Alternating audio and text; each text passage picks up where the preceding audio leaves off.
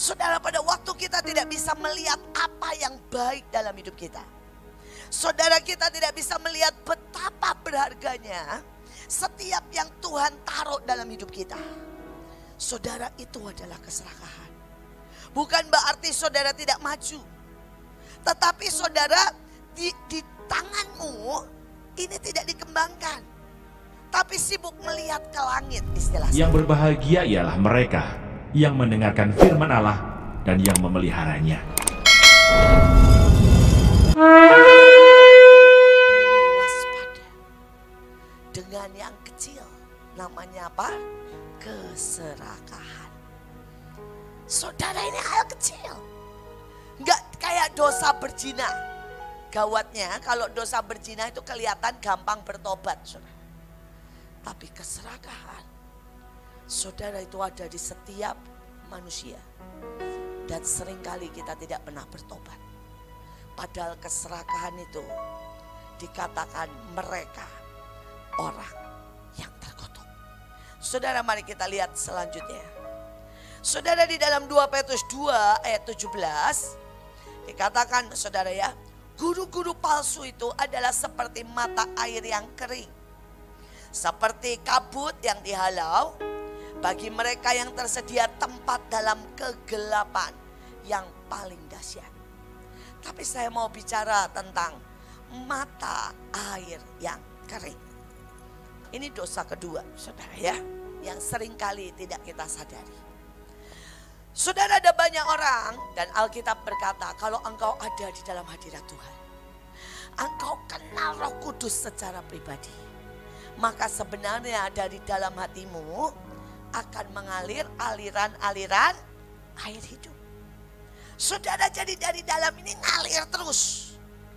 Saudara, sehingga saudara ketemu siapapun, orang itu akan merasa dicintai. Orang akan merasa diberkati. Orang akan merasa kita sentuh saja. Saudara, orang itu akan bisa menangis. Kenapa? Ada yang ngalir. Ada yang ngalir. Saudara, dulu Pak Luki itu gak berani khotbah. Pak Luki itu seorang yang sangat pemalu, saudara. Saudara, kalau saudara tahu Pak Luki yang sekarang jadi saudara orang nomor 2 setelah saya. Dulu kalau ngomong sama orang itu tunduk begini. Saudara, gak berani. Sangat pemalu, ngomong di depan itu gagap, saudara. Tetapi ada satu yang dia buat. Saudara, hari itu setiap pagi jam 4 itu dia berdoa. Dia akan berdoa, nyembah, main gitar. Saudara, itu sampai jam 6. Itu dulu waktu dia masih banyak waktu, saudara ya. Saudara, tiap pagi itu dia jam 4 sampai saudara jam 6. Saudara, 2 jam itu dia nyembah. Saudara, itu setiap pagi. Dan saya itu seringkali syok. Di kebaktian dulu waktu kami awal-awal di Belanda. Saudara, dia itu kalau nyentuh orang ya dia cuma gini. Hai, selamat pagi. Orang nangis. Terus orang bilang begini. Saya tidak pernah rasakan kasih seperti itu. Saudara, kadang-kadang dia itu pemalu sekali. Tapi kadang-kadang dia bawa bunga. Saudara, dan dia beli bunga dan Tuhan suruh dia ketok kamar-kamar, kan kami apartemen ya, semuanya banyak kamar ya. Saudara, dan Tuhan suruh ketok dan suruh kasih bunga. Saudara, dia sering kali ketok dan kemudian dia kasih bunga. Dia cuma bilang, ada Tuhan yang menyintaimu. Itu pun gak sama, saudara ya, dengan mata menatap, dengan nunduk gini, ada Tuhan, karena malu, saudara, yang mencintaimu. Saudara, dan orang itu bisa sampai nangis. Orang sampai bunuh diri tidak jadi, saudara. Saudara, dan orang itu cari alamat di mana Pak Luki, saudara. Itu pergi kebaktian. Karena mereka cuma mau apa? Ketemu Pak Luki. Padahal Pak Luki gak pernah khotbah. Saudara, ada beberapa orang agama Islam. Saudara, dia cuma, Pak Luki cuma bilang begini, Dek, hati-hati ya di sini. Saudara, itu ngotot ke gereja, minta dilayani Pak Luki, dan dia bilang selamanya dia belum pernah rasakan kasih Bapak. Saudara, ini mata air. Ini mata air.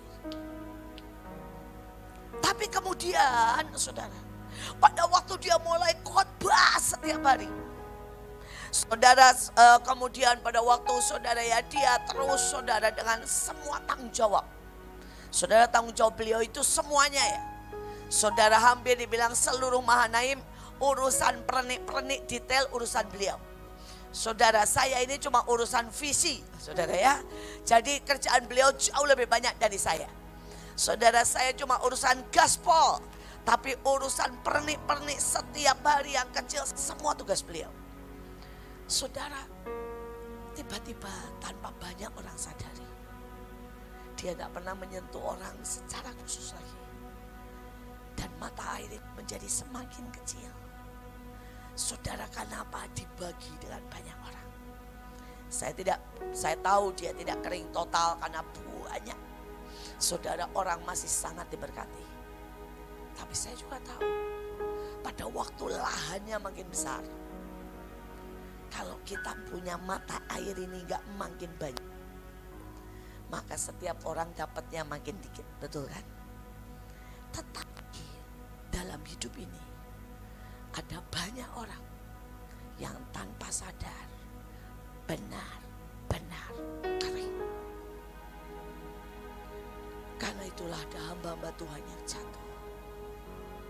Karena itu ada hamba-hamba Tuhan yang pernah bernyanyi dan berkata, take all my life. Tiba-tiba hilang. Mereka yang nyanyi dan bikin lagu Alpha and Omega meninggalkan Tuhan. Mereka yang pernah menyebut dan disebut rasul pergi dan berkata, aku tidak terima dan tidak kenal Tuhan. Mereka yang pernah menyembuhkan orang menulis buku farewell God. Wah, tanpa mereka sadari, tiba-tiba mata airnya sudah kering. Sudah kering. Dan Billy Graham berkata begini, kegiatan akan terus berjalan. Tidak akan banyak yang tahu kalau kamu sudah menjadi mata air yang kering. Bahkan sudah ditinggalkan Roh Tuhan. Tetapi yang kamu bisa lihat, salah satunya adalah karaktermu. Saudara, kalau kita ini punya mata air, saudara, di dalam Mazmur 1 dikatakan, engkau akan berbuah. Saudara, jadi kalau kita itu setiap hari orang bilang begini, wow, saya diberkati, kamu makin manis, kamu makin berbuah, kamu makin sabar. Saudara, ini berbuah. Saudara, kemudian Mazmur juga berkata, kalau kamu itu tinggal dan ada di mata air, ya, kamu gak pernah kering daunmu. Saudara, selalu hijau. Apa artinya? Saudara, seberapapun kita bertemu dengan orang, saudara, seberapapun tenaga kita, ada kesegaran ilahi. Saudara, yang ngalir terus, ngalir terus. Saudara, dan di hari menjelang libur, saya berdoa, saudara berdoa. Coba tanya sama Tuhan. Tuhan, aku ini kering, atau aku ini mata air yang membual-bual dan mengeluarkan sangat banyak kehidupan.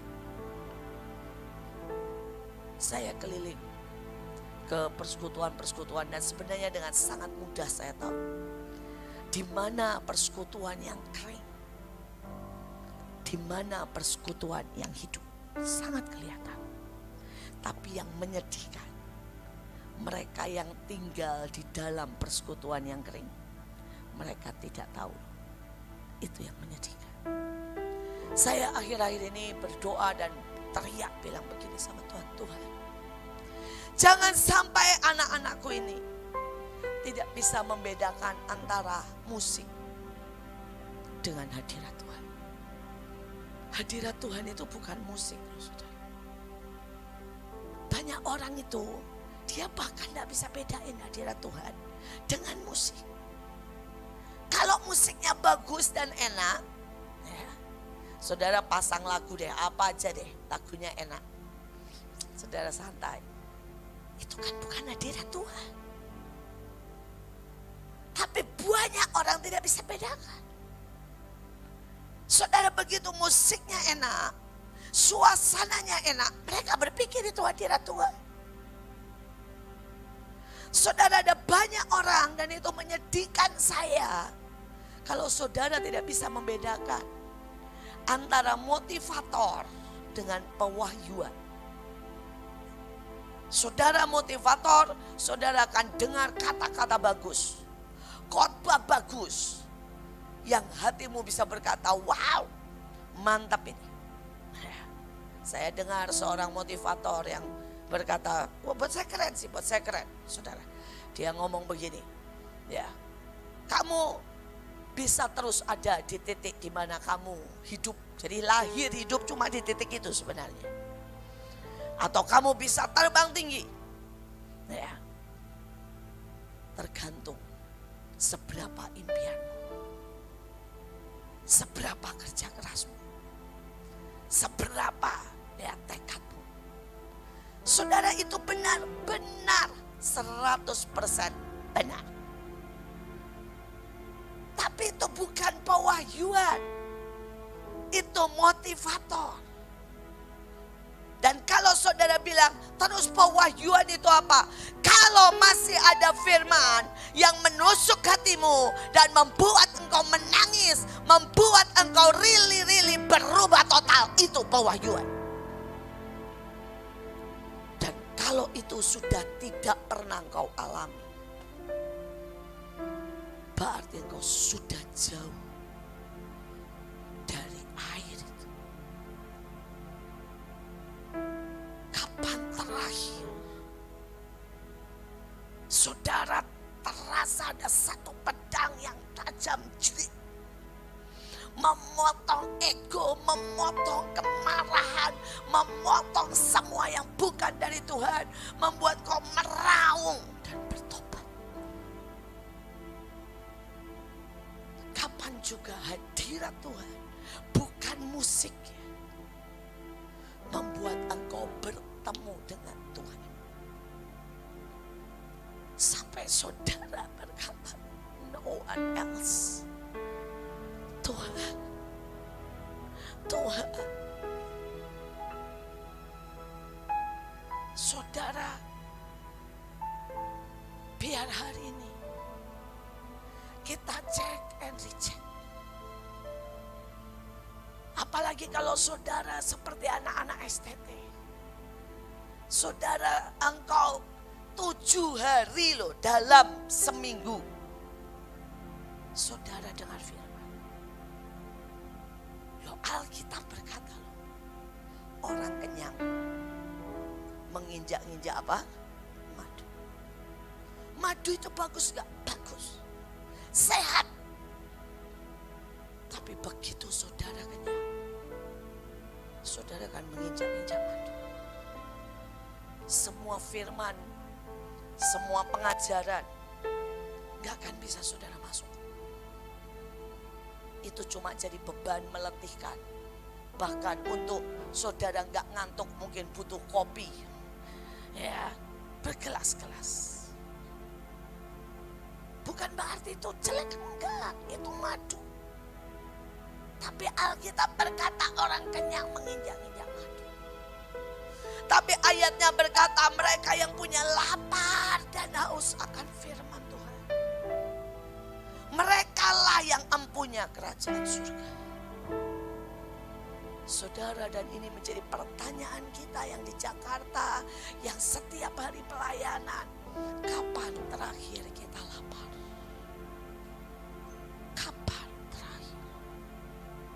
Saudara, saya baru pulang dari satu desa. Saudara ya, beberapa 2 minggu yang lalu, saudara dan saya khotbah 3 jam, mereka masih teriak bilang, ayo bu kami lapar. Kami jalan 2 jam bu, jadi kami butuh firman. Saudara, di Kalimantan saya khotbah 3 jam. Sudah jam 10 malam, belum makan. Tidak ada yang mau bergerak. Dan mereka bilang, tolong bu, 1 jam lagi. 1 jam lagi. Saudara, dan dari depan itu kerasa. Seberapa saudara nyedot. Dan seberapa saudara itu lapar. Terasa. Tapi ada beberapa tempat yang maaf ya saudara. Saya khotbah 30 menit aja rasanya pengen turun. Dan kalau saya boleh jujur, salah satunya adalah di STT. Saudara, saya tuh kalau sudah di STT ya berdiri di muka kalian, itu wajah semua sudah mau muntah. Kalau sudah bilang maksudnya bu, saudara enggak usah ngomong. Kekenyangan bosannya saudara tentang firman, itu sudah gelombang penolakan yang sangat kuat. Yang sangat kuat. Sehingga seringkali ya saya akan sesuai dengan tugas 45 menit saudara dan selesai. Kenapa? Memang sudah enggak lapar, udah kenyang. Coba aja bayangin ya kalau saudara ini habis makan banyak sekali, terus ada orang lagi datang bawa capcay lagi atau bawa nasi padang lagi. Saudara malah pengen makan atau malah pengen muntah? Pengen muntah. Bukan karena nasi padangnya gak enak. I know, dan saya juga gak menyalahkan. Tapi hari ini saya mau berkata, kapan kita benar-benar lapar? Dan kita bilang, Tuhan, tembusi aku. Aku tidak mau makan semua yang di otakku. Tapi aku mau makan sesuatu yang di rohku. Tembusi sampai jiwaku ini diberesin. Sampai jiwaku ini dipotong, dikerok, dihabisi semuanya. Dan aku benar-benar masuk jadi yang ilahi. Kalau saudara ketemu dengan orang-orang yang di pedalaman ya, saya tuh sampai bilang, aduh Tuhan, simple ya, ngomong setengah jam, wah sudah pelepasan guling-guling di sini, muntah-muntah. Saudara, saya pernah khotbah saudara ya di Kalimantan. Saya ngomong setengah jam, orang itu melayang, saudara, terbang. Dan dia bilang, bu tolong lepaskan. Saya tahu roh di dalam saya bermanifestasi. Kenapa bisa sangat dahsyat? Pak Luki kemana juga baru pulang. Dan dia bilang, gak ada sound system bagus. Gak ada gitar bagus. Tapi seluruhnya ngalamin pelepasan, inner healing. Orang saudara benar-benar disembuhkan. Wah. Pendetanya bukan. Tapi lapar dan haus ini akan membuat roh Allah, kerajaan Tuhan menyambar hidup. Sekali lagi bedakan antara motivator, pengetahuan dengan pewahyuan. Dan saya berharap pagi hari ini menjadi awal di mana saudara menjerit, Tuhan beresin aku, kembali hidupkan aku seperti yang kau mau. Mari kita lihat yang ketiga. Saudara, yang ketiga dikatakan terutama harus kamu ketahui, ialah bahwa hari akhir zaman akan tampil pengejek dengan ejekannya. Saudara, tanpa sadar kita ini bisa jadi pengejek-pengejek. Dan kalau saudara jadi pengejek-pengejek, kalau saudara baca dikatakan kau tidak akan menerima apapun yang baik. Saudara mungkin bilang, Bu, bukannya kita yang diejek, seringkali kita yang mengejek. Perkara kita yang diejek itu bagus, besar upahmu, saudara. Tapi kalau kita yang jadi pengejek, itu masalahnya. Kita nggak akan terima apa-apa. Saudara mungkin bilang, Bu, bagaimana? Misalnya nih ada orang lagi nyala-nyala. Misalnya mahasiswa pertama, tingkat pertama. Saudara tiba-tiba disambar Tuhan. Wah, tiba-tiba rebah, tiba-tiba bangun pagi jam 4 bahasa roh. Saudara tiba-tiba pengen pelayanan, bagi-bagi. Nanti yang atas, kakak kelas akan bilang gini. Ah, biasa. Cinta mula-mula. Pertama kali dulu gua juga begitu. Cuma tahan 1 bulan, lihat aja nanti. Maka dari seorang yang ilahi, saudara pindah jadi apa? Pengejek. Saudara nanti firman Tuhan dibagikan. Saudara dan saudara ngomong gitu, ya yang dapatkan cuma orang-orang itu. Maka saudara berubah menjadi apa? Pengejek. Terus kemudian nanti saudara lihat orang melakukan yang gila-gilaan. Saudara ngepel mungkin dengan tumen. Atau saudara doa pagi deklarasi. Dan saudara mulai lagi bilang, kenapa sih mesti yang aneh-aneh? Saudara tiba-tiba ada di tempat apa? Pengejek. Dan Alkitab berkata pengejek tidak akan dapat apa-apa. Saudara, ini pada waktu ke Bali sangat banyak pengejek. Saudara, ada beberapa yang berkata, buat apa? Beberapa lagi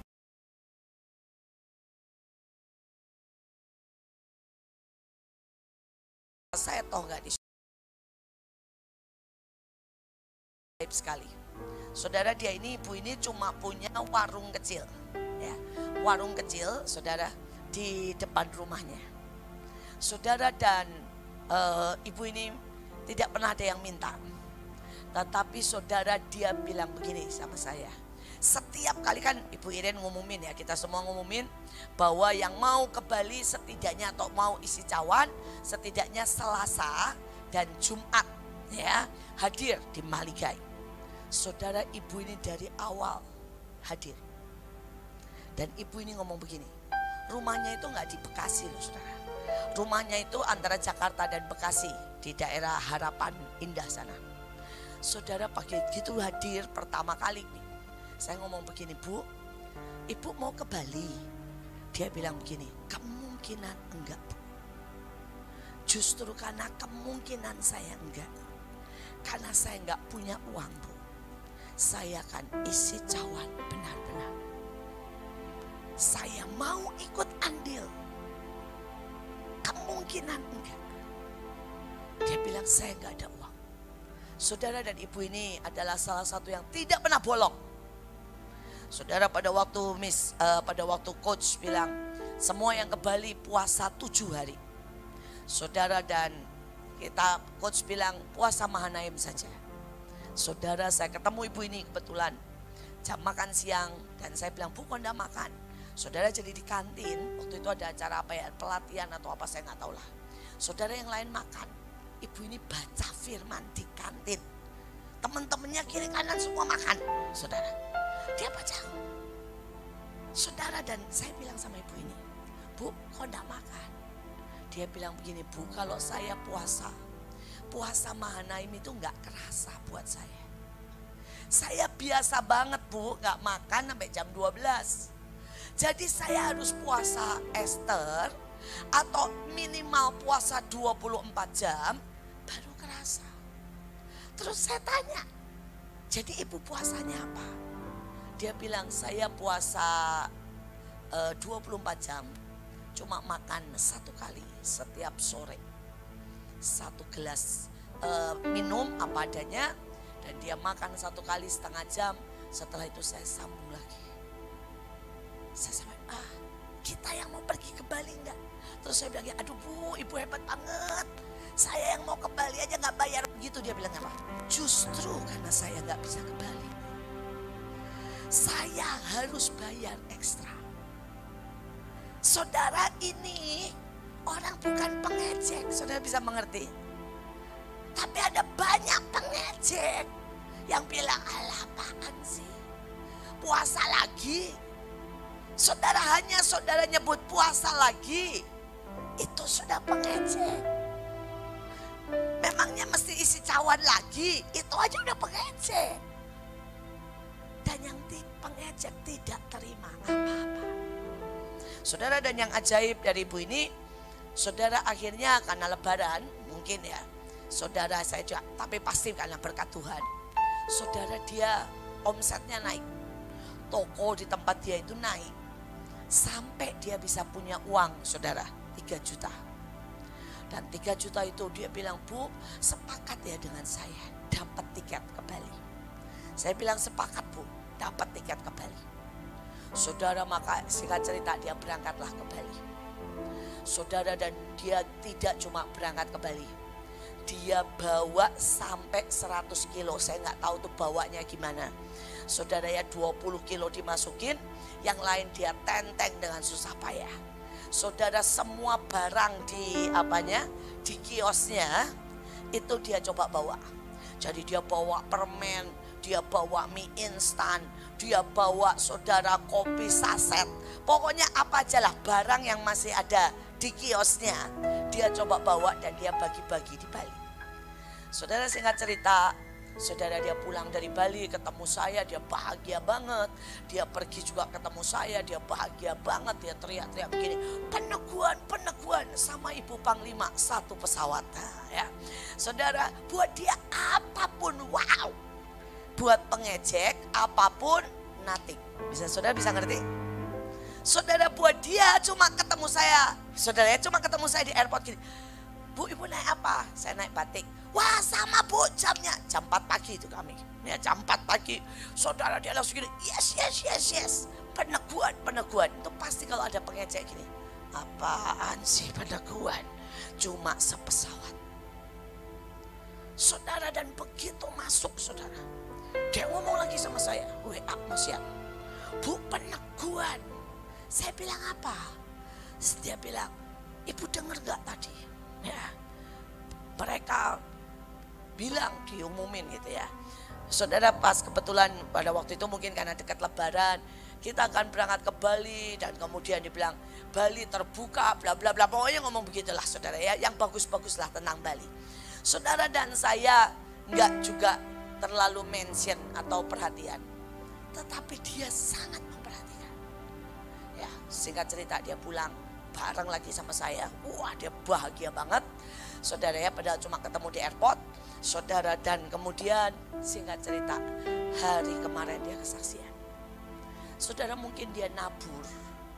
Dia nabur itu saudara ya 3 juta. Itu uang, bukan uang hasil. Itu uang modal. Dengan semua barang yang ada di saudara kiosnya. Itu modal. Tapi dia bilang gini, Bu, kalau saya bisa kasih ke Tuhan, buat saya ini ajaib. Saudara mau tahu, dia tuh sampai tidak ada uang lagi kalau seandainya saudara ya tidak dikasih pinjaman. Tapi semua orang tahu dekat lebaran, jadi kios dia didropin barang macam-macam. Dan dia bilang, Bu, Ibu percaya tidak? Dalam 1 hari dia terima untung 1 hari 20 juta. Dan itu enggak pernah terjadi di kiosnya. Dia bilang, Bu, semua yang saya tabur Tuhan balikin saya 7 kali lipat. 7 kali lipat. Termasuk saudara apapun, dia bilang Tuhan balikin Bu 7 kali lipat. Saudara, saya cuma bisa bilang, Tuhan, kenapa ini orang bukan orang Mahanaim? Saudara, dia cuma sekedar datang, tapi dia bisa terima sangat banyak. Saudara, sedangkan banyak orang yang bertahun-tahun dimanai, tapi terima nanti. Karena apa? Tuhan bilang tanpa sadar kita ini jadi pengejek. Saudara terima benda profetik cuma begini, oh stiker, itu sudah pengejek. Saudara, apapun yang seringkali kita remehkan, maka itu sudah pengejek. Saya berdoa pagi ini, kita ini berubah. Dan saya percaya kita akan menjadi seperti yang Tuhan mau. Kita teruskan. Saudara, kita lanjutkan. Di dalam 2 Petrus 3 ayat yang ke-11 dan 14. Jadi jikalau segala sesuatu akan hancur secara demikian, betapa suci dan salehnya kamu harus hidup. Sebab itu saudara-saudaraku yang kekasih, sambil menantikan semua ini, kamu harus berusaha supaya kamu kedapatan tidak bercacat, tidak bernoda di hadapannya dalam perdamaian dengan Dia. Saudara, saya mau kita bahas tentang perdamaian dengan Tuhan. Saudara mungkin bilang begini, Bu, maksudnya apa sih? Masa saya nggak damai? Kalau saya nggak damai, saya nggak datang. Belum tentu. Saudara. Berapa banyak orang bilang begini, kenapa sih saya lahir miskin? Berarti kamu sudah tidak damai dengan keputusan itu. Kalau saudara nih lihat kaca nih ya, dan saudara bilang begini nih, hidung saya pesek, ya, mulut saya mencong, ya, rambut saya kenapa sih keriting, itu sudah tidak damai. Coba saudara ya, bisa nggak saudara benar-benar damai dengan melihat semua karya Tuhan dalam hidupmu dan berkata, Tuhan, terima kasih ya, rambut keritingku ini ya, indahnya luar biasa.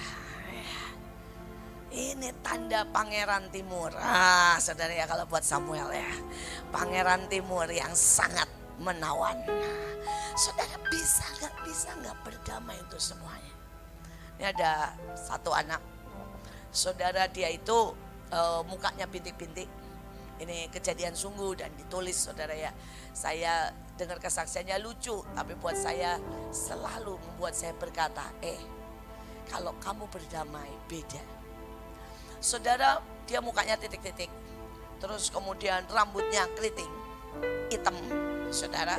Dan kemudian saudara, giginya putus satu, jadi bolong itu di tengah ya. Saudara, dan di depan lagi. Saudara, semua orang bilang dia itu jelek. Saudara, semua orang. Tapi setiap kali dia ngomong begini, saya dicintai Tuhan. Anak ini anak sekolah minggu 6 tahun. Saudara, dan dia sangat yakin dicintai Tuhan. Dan dia bilang begini, aku gak peduli kok. Orang mau ngomong saya jelek, keriting, titik-titik, bopeng. Padahal titik-titik karena memang saudara ya kena matahari atau apalah. Tapi orang bilang bopeng, dia bilang aku dicintai Tuhan. Dan dia selalu ngomong begini, aku itu minta apa saja ya, aku dicintai Tuhan. Saudara, tapi orang selalu mengejek dia. Dan dia miskin. Hari itu, saudara, ini zaman saya kecil ya. Saudara, Coca-Cola itu the best in the world, saudara ya. Kalau sekarang kan udah enggak ya. Kalau dulu tuh anak kecil semuanya pengen banget, saudara, bisa merasakan Coca-Cola. Jadi kalau ada orang lihat minum Coca-Cola apalagi dingin dari lemari es, itu rasanya orang paling kaya. Ya. Saudara, dan anak ini, saudara, dia ngomong dengan Tuhan gini, Tuhan, saya itu kan dicintai ya sama Tuhan. Tolong buktikan ke semua orang bahwa saya dicintai. Dengan cara kasih saya Coca-Cola yang enak sekali, yang dingin, dan orang lain semua tahu saya dikasih Coca-Cola dari Tuhan. Saudara dan ini anak sangat free dengan Tuhan. Berdamai. Saudara tiba-tiba entah bagaimana ada penyumbang Coca-Cola bersama tim Coca-Cola ke sekolahnya. Dan semua anak dapat Coca-Cola yang gede itu size-nya dengan es dan Coca-Colanya ya saudara. Dan dia minum, dan waktu dia minum anak lain terima cuma gini, terima kasih, biasalah ya saudara, karena dia merasa itu Coca-Cola dari Tuhan. Wah, dia senyum, dia teriak gini, terima kasih Tuhan, dengan senyum yang paling luar biasa. Saudara, orang Coca-Cola tidak tahan melihatnya. Terlalu indah ekspresinya untuk dilewatkan. Jadi dia dipotret. Terus kemudian dia bilang, boleh nggak saya jadiin iklan? Saudara, dan itu tiba-tiba foto dia dengan Coca-Cola terima kasih Tuhan. Saudara, muncul di seluruh dunia. Saudara, dan bukan cuma itu. Anak ini dapat uang yang bisa untuk beasiswa dan hidup seumur hidupnya. Saudara bisa bayangkan. Dan dia berkata apa? Tuh kan, gara-gara rambut keritingku, mukaku, dan gigiku, aku terpilih. Karena orangnya juga ngomong begitu. Dia bilang ekspresimu tidak ada duanya. Kalau anak yang cantik, lembut, normal, semua punya. Tapi caramu teriak thanks God dengan muka titik-titik, rambut keriting, gigi bolong di tengah. Cuma kamu yang punya itu. Saudara, ini berdamai. Dan dia kemanapun saudara, dia cerita, dia kesaksian. Walaupun setelah besar giginya enggak itu lagi, ya dia tumbuh jadi tambah cantik. Karena apa yang di dalam ini keluar. Saudara, sukacitanya dan berdamainya dengan Tuhan.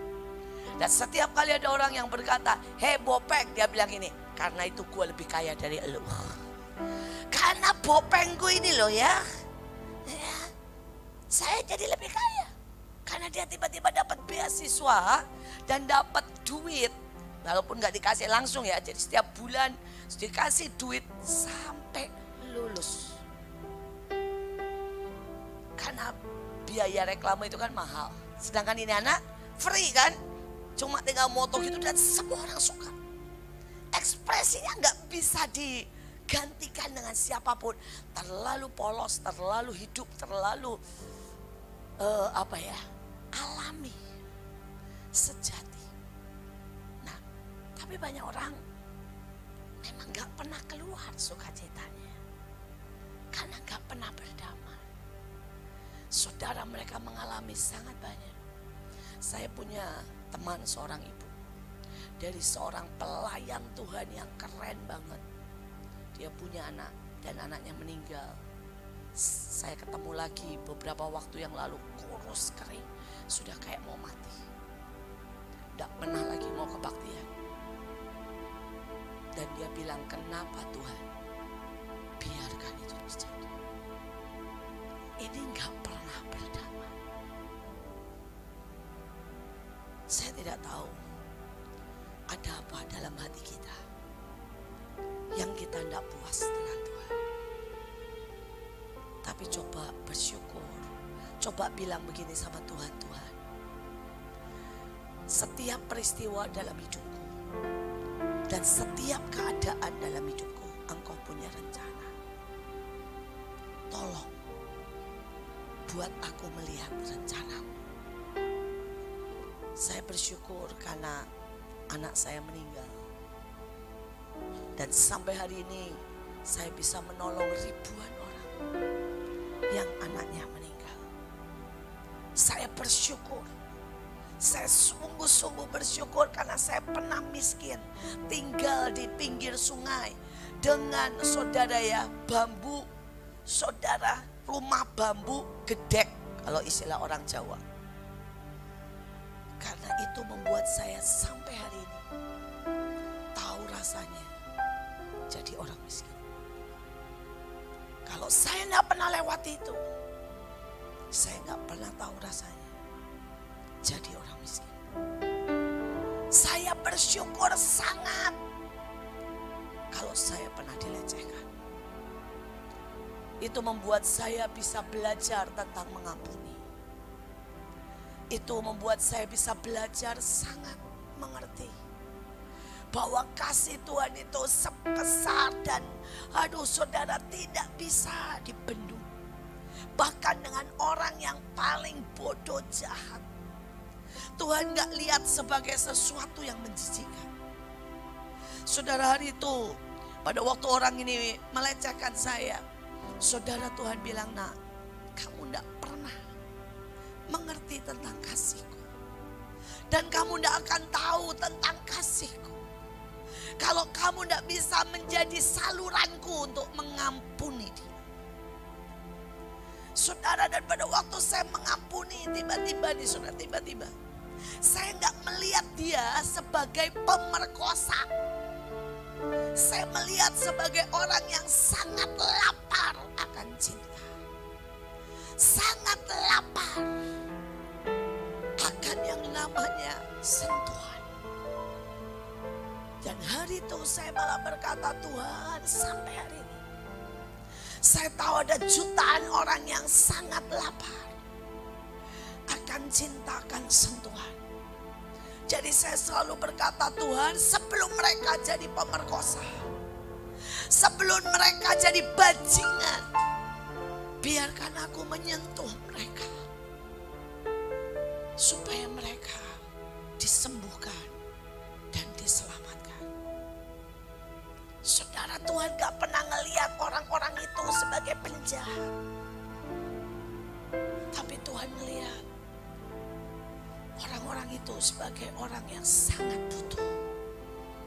Karena itu Tuhan butuh kita untuk punya air, untuk punya yang namanya makanan ilahi, cinta yang bisa menyentuh jutaan orang yang lapar di luar. Dan kalau saudara masih punya ketidakmengertian kenapa Tuhan lakukan, misalnya saudara tidak mengerti kenapa saudara ketemu dengan orang yang jahat, kenapa saudara ditindas, kenapa nasibmu, kenapa rasanya saudara bodoh, tanya Tuhan. Tanya Tuhan. Berdamai. Maka saudara akan lihat yang ajaib. Saya punya guru. Guru saya itu bodoh banget. Dan saudara di Manaim juga ada yang seperti itu, Ibu Mei. Kalau saudara tahu Ibu Mei Tanjung. Saudara, saya punya guru seperti itu, guru kimia tapi sekarang sudah profesor. Saudara, dia 3 kali gak naik kelas. Saudara, waktu SMP, waktu SMA, jadi SMP 1 kali, SMA 2 kali. Saudara bayangin, 3 kali tidak naik kelas, itu orang bodoh atau pinter. Tapi hari ini jadi profesor. Saudara, dan orang ini ajaib banget. Dia berdamai dengan itu. Saudara, dia setiap kali masuk kelas ya, dia ngomong begini. Siapa di sini yang pernah nggak naik kelas? Biasanya nggak banyak, paling 1 atau 2. Dan dia bilang, saya nggak naik kelas 3 kali. Dan bilang, saya adalah contoh dari Tuhan yang mengubah orang bodoh jadi orang berhikmat. Terus dia bilang begini, nak, jangan pernah percaya kalau kamu bodoh. Dan siapapun yang merasa bodoh, temui saya. Karena saya orang bodoh yang diberi hikmat oleh Tuhan. Saudara, dan saya gak pernah temukan guru seperti ini ya. Itu kimia yang dia ajar, itu kimia campuran, kimia susahnya setengah mati. Tapi hari itu dia bilang begini, buat modal pertama, saya gak ada yang dari kalian saya kasih tes, kemudian langsung saya kasih nilai sesuai dengan kemampuan kalian. Enggak. Modal pertama, hari ini saya umumkan, setiap kalian sudah dapat nilai 10 dari saya. Jadi kita nggak ulangan, nggak ada tugas, nggak ada apa-apa. Tiba-tiba kita semua dapat nilai 10. Dia bilang setelah itu kamu tinggal pertahankan. Kalaupun nih kamu goblok gak bisa belajar, dapat 5, tenang aja. 5 tambah 10 rata-rata masih 7. Dia bilang tenang aja, pokoknya semua kamu sudah dapat modal 10. Sudah mau tahu gak? Itu pelajaran tersulit. Selama ini nilai semua 4-3 dipegang guru itu. Semua anak 8, 9, 10. Dari anak yang paling goblok tiba-tiba pintar. Saudara, saya ini gak suka kimia. Buat saya ngapalin kimia tuh ya, alkali ini, walah.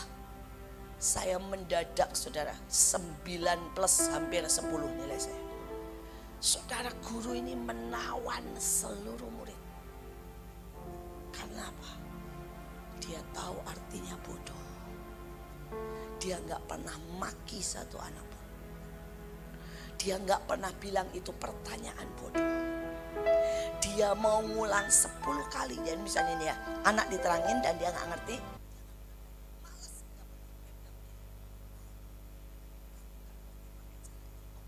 Cariin cara lain.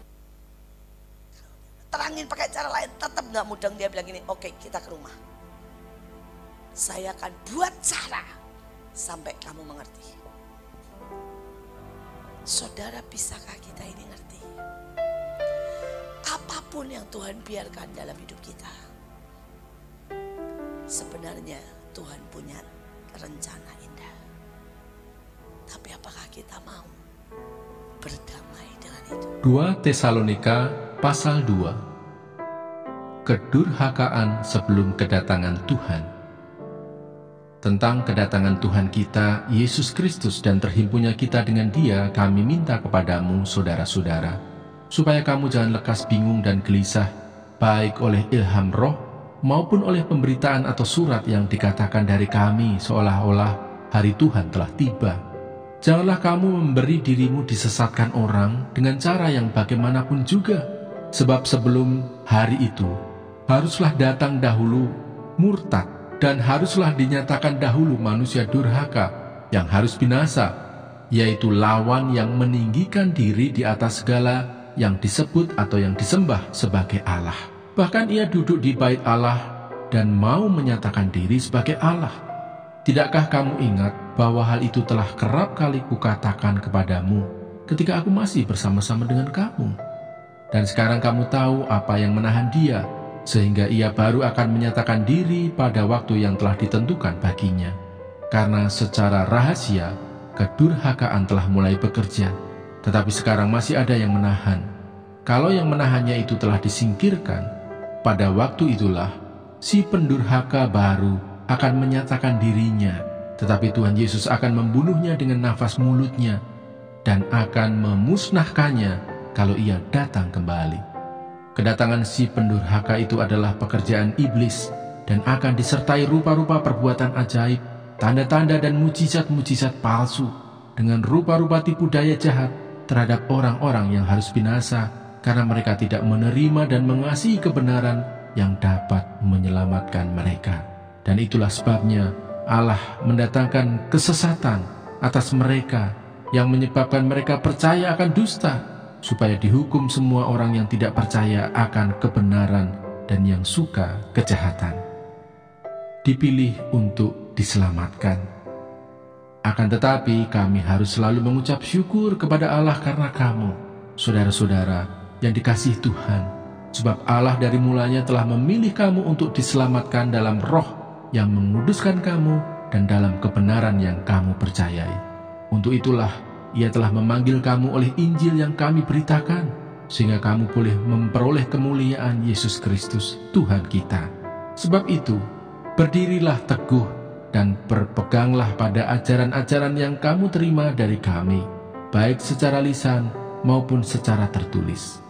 Dan Ia, Tuhan kita Yesus Kristus dan Allah Bapa kita, yang dalam kasih karunia-Nya telah mengasihi kita dan yang telah menganugerahkan penghiburan abadi dan pengharapan baik kepada kita, kiranya menghibur dan menguatkan hatimu dalam pekerjaan dan perkataan yang baik.